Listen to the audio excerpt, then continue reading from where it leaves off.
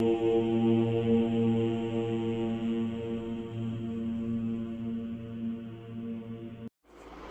नमः शिवाय। भारत माता शिव शक्ति अवतार। आज है 26/4/2025। रिवाइज डेट है 2/11/1967। रूहानी बच्चे, अपने को आत्मा समझ सुन रहे हो? आत्मा समझ सुनेंगे तो खुशी रहेगी। ओहो, बाप हमको पढ़ाते हैं, भगवानुवाच भी है ना। गीत है दूर देश का रहने वाला। ओम नमः शिवाय। रूहानी बाप बैठ रूहानी बच्चों को समझाते हैं। भारत खास और दुनिया आम, सभी विश्वों में शांति चाहते हैं। अब यह तो समझाना चाहिए, जरूर विश्व का मालिक ही विश्व में शांति स्थापन कर सकता है। गॉड फादर को ही पुकारना चाहिए कि आकर विश्व में शांति फैलाओ। किसको पुकारें, यह भी बिचारों को पता नहीं है। सारी विश्व की बात है ना, विश्व में शांति चाहते हैं। अब शांति का धाम तो अलग है, जहाँ बाप और आत्माएं रहती है। यह भी बेहद का बाप ही समझाते हैं। विश्व सारी दुनिया को कहा जाता है।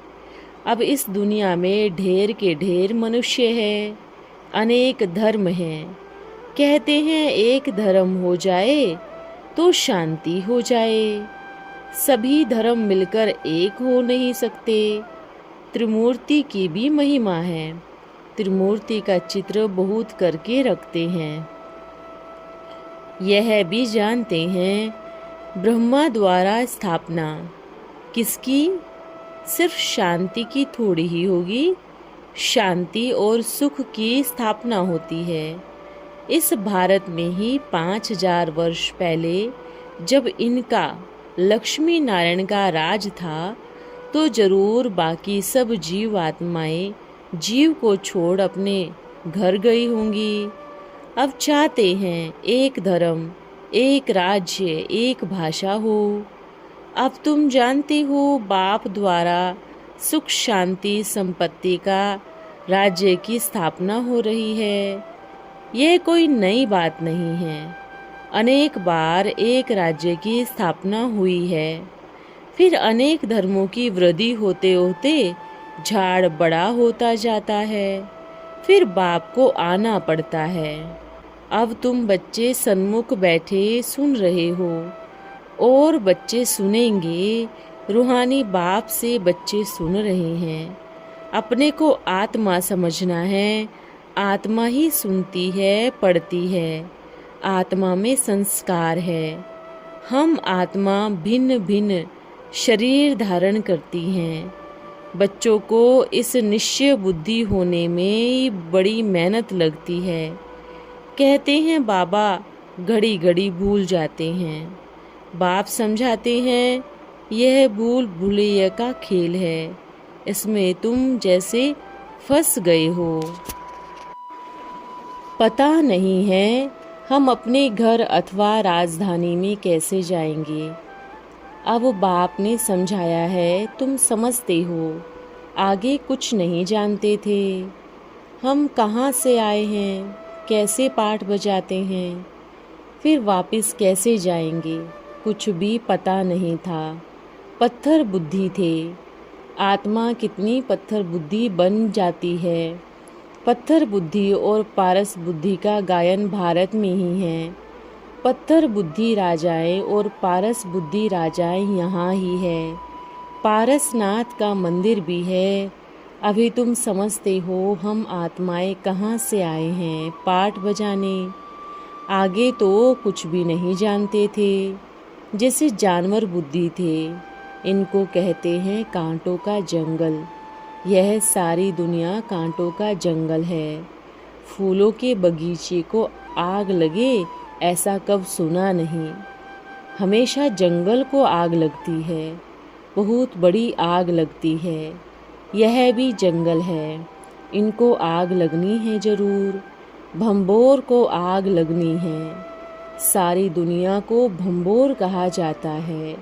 अभी तुम बच्चों ने बाप को जान लिया है, सन्मुख बैठे हो। तुम्ही से बैठूं, तुम्ही से खाऊं, तुम्ही से पढ़ूं, वह सब कुछ हो रहा है। भगवानुवाच, बच्चों प्रति ही होगा ना। तुम जानते हो भगवान पढ़ाते हैं, निराकार शिव को ही भगवान कहेंगे। शिव की पूजा भी यहाँ होती है, सतयुग में पूजा आदि नहीं होती। बाप ने समझाया है यह सब खेल बना हुआ है। उसकी आयु है 5000 वर्ष। तुम समझाते हो अब सतयुग की फिर से स्थापना हो रही है। कलयुग की आयु पूरी होती है, तो भी मनुष्य इतना घोर अंधियारे में है, समझते नहीं। कह देते हैं कलयुग की आयु तो लाखों वर्ष है। अज्ञान है ही घोर अंधियारा। भक्ति को अज्ञान कहा जाता है, तभी भक्त भगवान को याद करते हैं। सतयुग त्रेता में भक्ति होती नहीं, याद भी नहीं करते। भक्तों को सतयुगी राजधानी का फल मिलता है। तुम समझते हो हमने सबसे जास्ती भक्ति की है, इसलिए हम ही पहले पहले बाप के पास आए हैं, फिर हम ही राजधानी में आएंगे। तुम बच्चों को पूरा पुरुषार्थ करना चाहिए, नई दुनिया में ऊंच पद पाना है। बच्चों की दिल होती है हम जल्दी अपने घर जाएंगे। शुरू में ही नया घर होगा, फिर पुराना होता जाएगा। घर में बच्चों की वृद्धि होती जाएगी। पुत्र परपोत्रे तरपोत्रे वह तो पुराने में ही आएंगे। कहेंगे हमारे दादा ने परदादा का यह मकान बनाया हुआ है। पीछे आने वाले बहुत होते हैं। जितना जोर से पुरुषार्थ करेंगे तो वह पहले नए घर में जाएंगे। पुरुषार्थ की युक्ति बाप बहुत सहज बतलाते हैं। भक्ति मार्ग में भी पुरुषार्थ करते हैं। बहुत भक्ति करने वालों का ही नाम बाला होता है। कई कई भक्तों की स्टैम्प्स भी निकालते हैं। ज्ञान की माला का तो कोई को पता ही नहीं। पहले ज्ञान पीछे भक्ति, यह तुम बच्चों की बुद्धि में है। आधा समय है ज्ञान सतयुग त्रेता, अब तुम बच्चे नॉलेजफुल बनते हो। टीचर के पास तो नॉलेज है ही। टीचर हमेशा फुल नॉलेज वाले ही होते हैं। स्टूडेंट में नंबर वार मार्क्स उठाते हैं। यह है बेहद का टीचर। तुम हो बेहद के स्टूडेंट, तो ज़रूर नंबर वार ही पास होंगे, जैसे कल्प पहले हुए थे। बाप समझाते हैं तुमने ही 84 जन्म लिए हैं। 84 जन्मों में 84 फीचर्स होते हैं। पुनर्जन्म तो जरूर लेना ही है ना। जन्म लेते ही नीचे उतरते आते हो। पहले जरूर सतो प्रधान दुनिया होती है, फिर पुरानी तमो प्रधान दुनिया होती जाती है। मनुष्य भी तमो प्रधान होंगे ना। अभी तुम इस सृष्टि चक्र को जान गए हो। झाड़ भी पहले नया सतो प्रधान होता है। नए पत्ते बहुत अच्छे होते हैं। यह तो बेहद का झाड़ है। ढेर धर्म है। तुम्हारी बुद्धि अब बेहद की तरफ जाएगी। कितना बड़ा झाड़ है। पहले पहले आदि सनातन देवी देवता धर्म ही होगा, फिर वैरायटी धर्म आएंगे। तुमने ही 84 वैरायटी जन्म लिए हैं, वह भी अविनाशी। तुम जानते हो कल्प कल्प हम 84 का चक्र फिराते रहते हैं। 84 के चक्र में हम ही आते हैं। 84 लाख जन्म कोई कोई मनुष्य की आत्मा नहीं लेती है। वह तो वैरायटी जानवर आदि ढेर हैं, उनकी तो कोई गिनती ही नहीं कर सकते। मनुष्य की आत्मा ने 84 जन्म लिए हैं, तो भी पाठ बजाते बजाते एकदम जैसे कि थक गए हैं, दुखी बन गए हैं। सीढ़ी उतरते सतो प्रधान से एकदम तमो प्रधान बन गए हैं। बाप फिर तमो प्रधान से सतो प्रधान बनाते हैं। बाप कहते हैं मैं तमो प्रधान शरीर, तमो प्रधान दुनिया में आता हूँ। अभी सारी तमो प्रधान दुनिया है। मनुष्य तो ऐसे ही सिर्फ कह देते हैं सारे विश्व में शांति कैसे हो। समझते नहीं हैं कि विश्व में शांति कब थी। बाप कहते हैं तुम्हारे घर में तो चित्र रखे हैं ना, इनका लक्ष्मी नारायण का राज्य था तो सारे विश्व में शांति थी। उनको स्वर्ग कहा जाता था। नई दुनिया को ही हेवन गोल्डन एज कहा जाता है। अभी यह पुरानी दुनिया बदलती है। यह राजधानी स्थापन हो रही है। विश्व में राज्य तो इनका ही था। लक्ष्मी नारायण के मंदिर में बहुत मनुष्य आते हैं। यह थोड़ी ही किसकी बुद्धि में है कि यह भारत के मालिक थे। इनके राज्य में जरूर सुख शांति होगी। 5000 वर्ष की बात है जब इनका राज्य था। 5000 वर्ष का ही यह चक्र है। आधा कल्प के बाद पुरानी दुनिया कहा जाता है। इसलिए धंधे वाले लोग स्वास्तिका रखते हैं चोपड़ी में। इनका भी राज है ना। वे तो गणेश कह देते हैं। गणेश को देवता समझते हैं। अब वह कोई देवता है थोड़े ही, 4 भाग पूरे दिखाते हैं। अब बाप बच्चों को समझाते हैं अपने को आत्मा समझ सुन रहे हो। आत्मा समझ सुनेंगे तो खुशी भी रहेगी। बाप हमको पढ़ाते हैं। भगवानोवाच भी है ना। भगवान तो एक ही होता है निराकार। जरूर वह आकर शरीर लेता होगा, तब भगवानोवाच कहा जाता है। यह भी किसको पता नहीं है। तब तो नेति नेति करते हैं, कहते हैं वह परम पिता है। फिर कह देते हैं हम नहीं जानते। कहते हैं ब्रह्मा को भी बाबा कहते हैं। विष्णु को कब बाबा कहते सुना। प्रजापिता तो बाबा ठहरा ना। तुम हो ब्रह्मा के बच्चे। प्रजापिता नाम न होने से समझते नहीं हैं। इतने ढेर बच्चे हैं तो जरूर प्रजापिता ही होगा। इसलिए प्रजापिता अक्षर जरूर डालो तो समझेंगे प्रजापिता तो हमारा भी बाप ठहरा। नई सृष्टि जरूर प्रजापिता ब्रह्मा द्वारा ही रची जाती है। हम आत्माएं भाई भाई है। फिर शरीर धारण कर भाई बहन बनते हैं। बाप के बच्चे तो अविनाशी ही है। फिर साकारी भाई बहन चाहिए तो नाम है प्रजापिता ब्रह्मा। परंतु ब्रह्मा को कोई हम याद नहीं करते। याद लौकिक को करते हैं और फिर पारलौकिक को करते हैं। प्रजापिता ब्रह्मा को याद नहीं करते।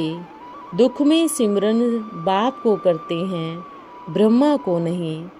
कहते हैं हे भगवान हे ब्रह्मा नहीं कहेंगे। सुख में तो किसको भी याद नहीं करते। वहाँ सुख ही सुख है। तुम जानते हो इस समय है 3 बाप। भक्ति मार्ग में लौकिक पारलौकिक बाप को याद करते हैं। सतयुग में सिर्फ लौकिक बाप को याद करते हैं। संगम पर तीनों बाप को याद करते हैं। लौकिक भी है परंतु जानते हैं हद का बाप, उनसे हद का वर्षा मिलता है। अभी हमको बेहद का बाप मिला है जिससे बेहद का वर्षा मिलता है। ये समझ की बात है। अभी बेहद का बाप आए हैं ब्रह्मा के तन में हम बच्चों को बेहद का सुख देने। उनका बनने से हम बेहद का वर्षा पाते हैं। यह जैसे दादे का वर्षा मिलता है। वह कहते हैं वर्षा तुमको मैं देता हूँ, पढ़ाता हूँ, ज्ञान मेरे पास है। बाकी न मनुष्यों में ज्ञान है न देवताओं में ज्ञान है। मेरे में ज्ञान है जो मैं बच्चों को देता हूँ। यह है रूहानी ज्ञान। तुम जानते हो रूहानी बाप द्वारा हमको यह पद मिल रहा है। ऐसे विचार सागर मंथन करना है।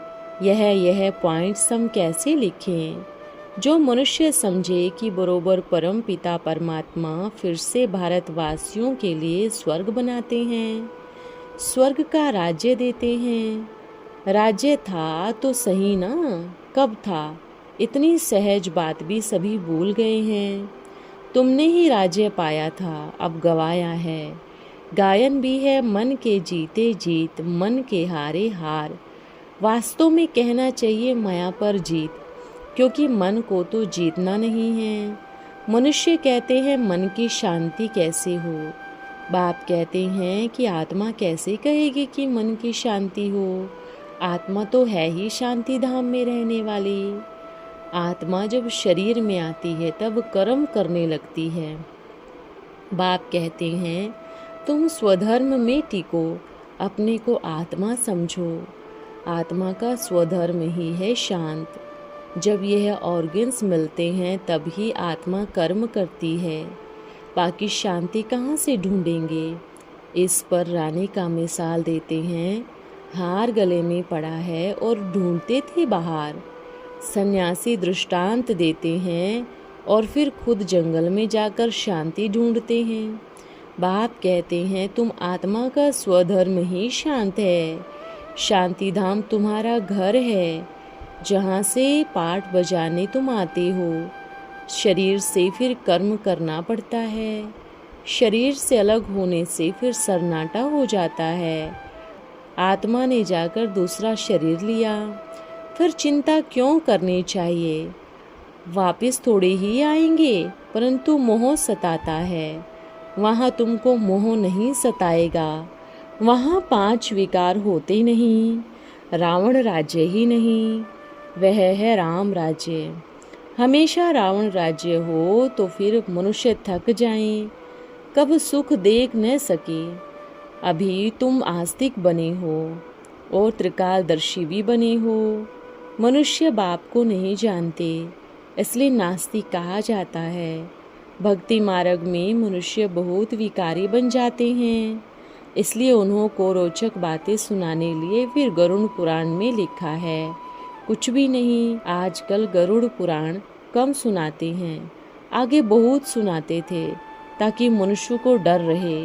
अभी तुम समझते हो इस समय के लिए मनुष्य मात्र बिच्छू टिंडन बन पड़े हैं, जो एक दो को डसते रहते हैं।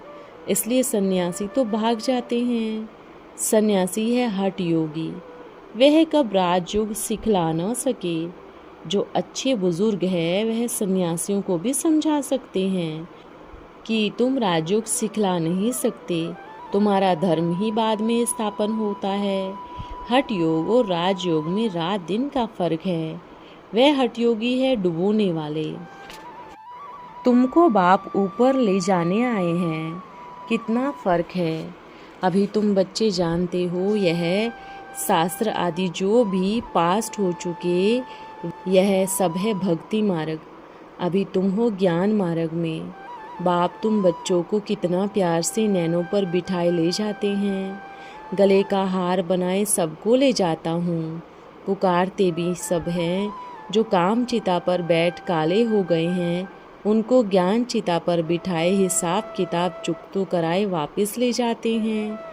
अब तुम्हारा काम है पढ़ने से, और बातों में क्यों जाना चाहिए? कैसे मरेगा, क्या होगा, इन बातों में हम क्यों जाए? यह तो कयामत का समय है। सभी हिसाब किताब चुकतो कर वापस चले जाएंगे।